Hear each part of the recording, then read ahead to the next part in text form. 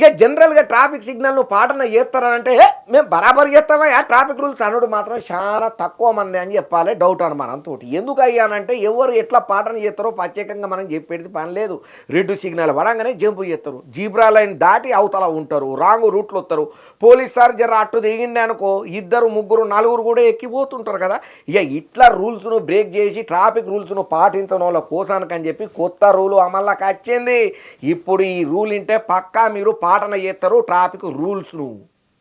ఇక రూల్స్ ను బ్రేక్ చేసుకుంటా బండ్లు కార్లు నడిపేతోళ్లకు పెద్ద షాకే ఇచ్చిందయ్యా ఈ కొత్తగా వచ్చినటువంటి ట్రాఫిక్ రూల్స్.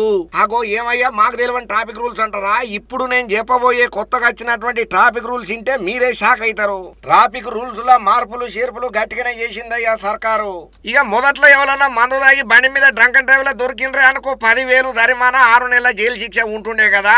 అదే తప్పు గనక మళ్ళా చేసిల్లే అనుకో 15,000 వరకు పడుతుందట అయ్యా ఫైన్. కాదు 2 సంవత్సరాల జైలు శిక్ష కూడా పక్కా అంట. అయితే మీరు ఇంతకు ముందు సిగ్నల్స్ జంప్ అయ్యే ఉంటారు కదా, గట్ల మీరు జంప్ అయ్యాలనుకో 500 కట్టి సప్పుడు దాకా కూకుంటుండే. కానీ ఇప్పుడు రూల్ మారిందయ్యా, 500 కాదు 5,000 కట్టాల్సి వస్తుంది.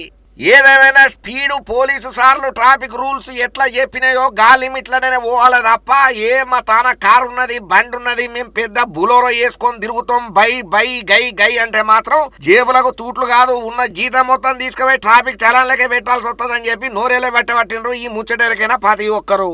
ఎవరికైనా లైసెన్స్ లేదు ఏమో మనల్ని వాడరా ఆపేతోడు అనుకుని పోయి ఒక ఆల గనక ట్రాఫిక్ పోలీస్ సార్లకు పట్టు పట్టిండ్రే అనుకో 5,000 రూపాయలను అచ్చరాల ఇయ్యాల్సి వస్తుంది. ఇంకా అవసరం ఉంటే బండి ఇచ్చినటువంటి ఆ ఓనర్ కు సుతం జైలు శిక్ష కూడా పక్కా పడుతుందని అంటున్నారయ్యా ట్రాఫిక్ సార్లు.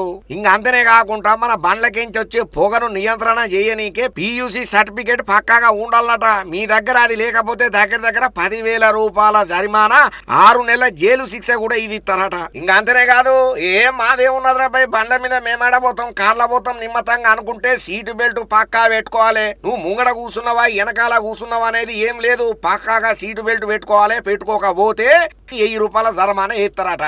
ఇక బండ్ల మీద డబల్ సవారీ త్రిబుల్ సవారీ షెబుల్ సవారీ పోతుంటారు కదా వాళ్ళకు 1,000 రూపాయలు పడుతుందట. హెల్మెట్ లేకుండా ఇంతకు ముందు 100 కట్టేది ఉండే ఇప్పుడు 1,000కి పెంచిండ్రయ్యా. ఇంకా అంతనే కాదు డ్రైవింగ్ లైసెన్స్ ను 3 నెలల పాటు సస్పెండ్ కూడా చేస్తారట. బాబాయ్ జరకి బండి తగ్గి సందకాలకు పోయి వస్తానంటారు కదా, అయ్యో మా అన్న కొడుకే మా కొడుకే కదా ఏమున్నా తీసుకుపోరా అని ఇచ్చినాం అనుకో ఒకవేళ పిల్లగానికి లైసెన్స్ లేకపోతే అచ్చరాల 25,000 రూపాయలతో పాటు బండి ఓనర్ ఎవరైతే ఉన్నారో దగ్గర 3 సంవత్సరాల జైలు శిక్షణ అయితే ఇది ఇస్తారట అయ్యా. ఇంకా అంతనే కాదు ఆ బండి రిజిస్ట్రేషన్ కూడా దగ్గర సంవత్సరం పాటు రద్దును కూడా ఇస్తారట. ఆ మైనర్ కు 20 సంవత్సరాల వయసు వచ్చేలోపు డ్రైవింగ్ లైసెన్స్ ఇయ్యరట. ఇగో ఈ అన్ని కొత్త రూల్స్ మార్పులు చేసిండ్రు కాబట్టి మీకు దండం పెడితే కడపల తలకాయ పెడితే ఏడికన్నా బయటికి పోయేటప్పుడు మీ తాన ఆర్సీ ఉన్నదా, బండి లైసెన్స్ ఉన్నదా, బండి కాగితాలు ఉన్నాయా, పొల్యూషన్ సర్టిఫికేట్ ఉన్నదా, ఇవన్నీ పురాగా వివరాలను సేకరణ చేసుకొని పక్కాగా రోడ్ల మీదకి ఎక్కుండ్రు అయ్యా. రూల్స్ ను పాటించుండ్రి, జేబులకు తూట్లు పెట్టుకోకుండా. ఏదేమైనా ఈ రూల్స్ అన్ని మీకోసము మీ ప్రాణాల కోసమేనయ్యా. కాబట్టి ఈ రూల్స్ అన్ని బ్రేక్ చేయకుండా పాటన చేయాలని చెప్పి ట్రాఫిక్ పోలీస్ సార్లు గట్టిగానే చెప్తున్నారయ్యా.